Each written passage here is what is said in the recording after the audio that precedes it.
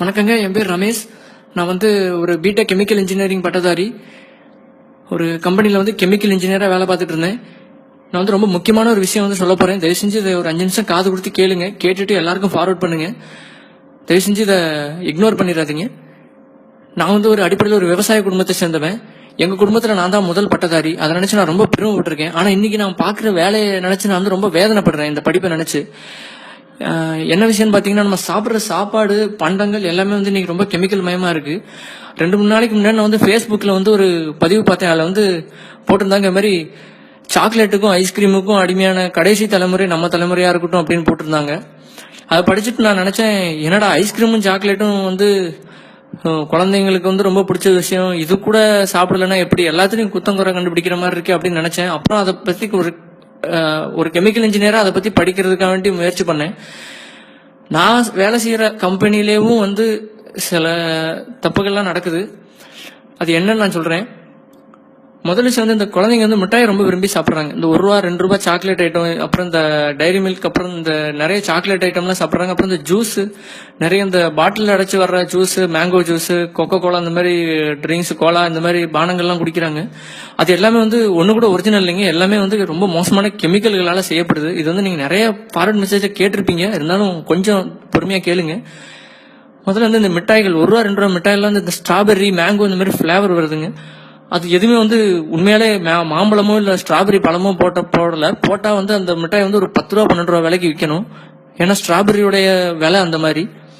ஆனா அதுக்கு பதிலாக என்ன பண்றாங்க அப்படின்னு பாத்தீங்கன்னா, இந்த கிளைசிடேல், டைமெத்தில் பாலிசிலாக்சன் அப்படின்னு சில கெமிக்கல்லாம் இருக்கு. அந்த மாதிரி கெமிக்கல்கள் யூஸ் பண்றாங்க. அதுக்கப்புறம் இந்த பீவர்னு ஒரு மிருகம் இருக்கு. அந்த விலங்குடைய சிறுநீர் பை, அந்த பையில இருந்து எடுக்கப்படுற ஒரு மோசமான ஒரு கெமிக்கல். அந்த கெமிக்கல் மூலமா எடுத்து அதை கெஸ்டோரியம் அப்படின்னு பேரு.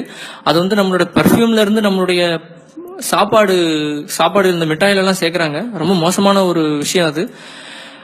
அதுக்கப்புறம் ரெண்டாவது பாத்தீங்கன்னா, இந்த நீங்க இந்த இப்போ இந்த நிறைய ஃப்ரைடு சிக்கன் அப்படின்னு நிறைய கடை வந்திருக்கு. அந்த சிக்கன் கடையில பாத்தீங்கன்னா, இந்த நக்கெட்ஸ், சிக்கன் நக்கெட் அப்படின்னு சொல்றாங்க, சின்ன சின்ன சிக்கன் பீஸ். அதுல பாத்தீங்கன்னா ரொம்ப மோசமான ஒரு கெமிக்கல், டெர்ஷரி புட்டைல் ஹைட்ரோகுயினோன், TBHQ அப்படின்னு சொல்லுவாங்க. நீங்க கூகுள்ல பாத்தீங்கன்னா தெரியும், பூட்டேன் அப்படின்னு சொல்லுவாங்க. அந்த கெமிக்கலை அது உபயோகிச்சு அதை இது பண்றாங்க. ஏன்னா அது பெட்ரோலியம்ல இருந்து கொண்டு வர ஒரு கெமிக்கல். அதுக்கப்புறம் பாத்தீங்கன்னா, நம்ம சாப்பிட்ற இந்த ஐஸ்கிரீம், முக்கியமான விஷயம் நான் சொல்லணும்னு நினைச்சது இதுதான். ஏன்னா ஐஸ்கிரீம் குழந்தைங்களோட ரொம்ப ஃபேவரட்டான ஒரு உணவா இருக்கு. நிறைய குழந்தைங்க ஐஸ்கிரீம் சாப்பிட்றாங்க. ஐஸ்கிரீமுக்கு அடிமையா இருக்கவங்க நிறைய பேர் இருக்காங்க. ஆனா அந்த ஐஸ்கிரீம் என்னைக்காவது யோசிச்சிருக்கீங்க, அது ஏன் கெட்டி ஆகாம, இப்ப நீங்க வீட்டுல பால் எல்லாம் சேர்த்து ஃப்ரிட்ஜுக்குள்ள வச்சீங்க அப்படின்னா அது கட்டி ஆயிரும், ஒரு கல்லு மாதிரி ஆயிரும். அதான் ஃப்ரீசிங் அப்படிங்கறதுடைய வேலை. ஆனா அந்த ஐஸ்கிரீம் எப்பவும் என்னதான் -டிகிரில இருந்தாலும் அது மாவா வருது. அது ஏன்னு யாராவது யோசிச்சிருக்கோமா? அதுக்கு காரணம் அதுல சேர்க்கப்படுற ப்ரொபிலின் கிளைகால் அப்படிங்கிற ஒரு கெமிக்கல். அந்த கெமிக்கல் எதுல இருக்குன்னு பாத்தீங்கன்னா, அதோட இன்னொரு ஃபார்ம் எத்திலின் கிளைகால் அப்படின்னு பேரு. அது இந்த கார்ல இருக்க ரேடியேட்டர்ல யூஸ் பண்ணுவாங்க. எதுக்கு அப்படின்னா, உறைஞ்சு போயிடக்கூடாது தண்ணி அப்படிங்கறதுக்காக யூஸ் பண்ணுவாங்க. அதே கெமிக்கலை 1%, 100 கிராமுக்கு 1 கிராம்ங்கிற விதம் ஐஸ்கிரீம்ல கலக்குறாங்க. அப்படி கலக்குறதுனாலதான் ஐஸ்கிரீம் மாவா இருக்கு. எப்பவுமே ஐஸ்கிரீம் நமக்கான உணவு கிடையாது. தயவு செஞ்சு உங்க குழந்தைகளுக்கு இந்த ஐஸ்கிரீம்ங்கிறது வாங்கி கொடுக்காதீங்க. அதுக்கப்புறம் பாத்தீங்கன்னா, இந்த வெண்ணிலா அப்படிங்கிறாங்க. இந்த வெண்ணிலா பிளேவர் அது எல்லாருக்கும் பிடிக்கும். அது ஒரு டேஸ்ட். ஆனா அந்த பிளேவருங்கிறது தயாரிக்கிறதுக்கே ஒரு குறைஞ்சது இந்தியாவில மட்டுமே 110 கெமிக்கல் கம்பெனிகள் இருக்கு பிளேவர் தயாரிக்கிறதுக்கு மட்டும். அந்த கெமிக்கல் பாத்தீங்கன்னா, வெண்ணிலா, அப்புறம் இந்த ஸ்ட்ராபெரி, இது எல்லாமே கெமிக்கல். இந்த வெண்ணிலாங்கிறது பாத்தீங்கன்னா, வேனிலின் அப்படிங்கிற ஒரு செடியில இருக்கிற ஒரு பீன்ஸ்ல இருந்து கிடைக்கக்கூடிய ஒரு வஸ்து. அந்த பொருளை பாத்தீங்கன்னா, வேனிலினை என்ன பண்றாங்கன்னா, இப்ப சிந்தட்டிக்கா சில கெமிக்கல்கள், பெட்ரோ கெமிக்கல், இந்த குவாகால் அப்படின்னு சொல்லுவாங்க. அந்த பெட்ரோ கெமிக்கல், அதாவது பெட்ரோல் எடுக்கிறோம் இல்லையா, க்ரூட் ஆயில் எடுக்கிறோம் இல்லையா, அந்த க்ரூட் ஆயில இருந்து டெரைவ் பண்ற ஒரு தயாரிப்பு அந்த கெமிக்கல். அந்த கெமிக்கலை நல்லா ப்ராசஸ் பண்ணி அதுல இருந்து வர்றதுதான் வேனிலின் அப்படிங்கிறது.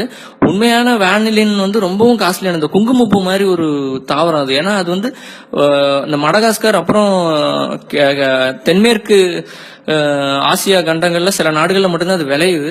அந்த வெனிலின் வச்சு நம்ம வெண்ணிலா தயாரிச்சோம் அப்படின்னா வந்து பாத்தீங்கன்னா அது வந்து கிட்டத்தட்ட ஒரு கிலோ வந்து 10,000 ரூபாயில இருந்து 16,000 ரூபாய் விலை வரைக்கும் உண்டு. ஆனா இந்த சைனால இருந்து வந்து சிந்தட்டிக்கான வேனிலின் வந்து தயாரிச்சு கொடுக்குறாங்க. அந்த வேனிலின் வந்து பாத்தீங்கன்னா 1 கிலோ 300 ரூபாய்க்கு தராங்க.